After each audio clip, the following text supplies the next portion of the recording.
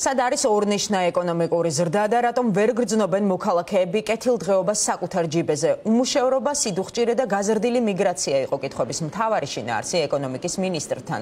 ოპოზიციის კითხვებზე საპასუხოდ ლევან დავითაშვილმა მიგრაციას ბუნებრივი პროცესი უწოდა. მინისტრის მტკიცებით პოპულიზმია ლაპარაკი იმაზე, რომ საქართველო იცვლება. ლევან დავითაშვილის მიერ დასახელებული რიცხვების მიღმა ოპოზიცია სულ სხვა რეალობაზე საუბრობს. შეკითხვებიდან, რომლებიც მინისტრის მისამართით დაისვა, მთავარი მაინც ის იყო თუ რატომ არ აისახება ეკონომიკური ზრდა მოქალაქეებზე.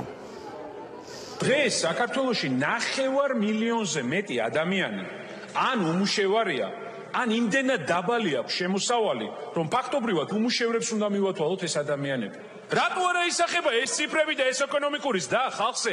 ამას გეკითხებით. 14%-იაო უმუშევრობა სოფლად, ანუ მართლა თვლით, რომ 100 ადამიანიდან 85 ადამიანი, 90 ადამიანი თითქმის დასაქმებულია სოფლად და 300-400 ლარს თქვენ შემოსავალს ეძახით? რუსეთთან მიმართებაში გვაქვს ზრდა, კონკრეტული ციფრები მაქვს და მაშინ, როდესაც გვაქვს თავისუფალი ვაჭრობის შეთანხმება ევროკავშირთან. რატო ხდება ეს? რატო ედმის ჩვენი ქვეყნის ეკონომიკა ოკუპანტის სახელმწიფოს ეკონომიკას? შემთხვევით რამე პრობლემას ხომ ვერ ხედავთ? ჩვენ გვაქვს მნიშვნელოვანი ეკონომიკური პროგრესი, მაგრამ ეს მნიშვნელოვანი ეკონომიკური პროგრესი არ არის საკმარისი იმისა, რომ დაგვემარცხებინა ეს აწლეულებით ჩამოყალიბებული რთული მდგომარეობა. უბრალოდ პოპულიზმია, როდესაც ვსაუბრობთ, რომ ქვეყნიდან გადის მოსახლეობა, საქართველო იცლება, თუ ასე იცლება, მაშინ საქართველოს მოსახლეობა არ დარჩებოდა.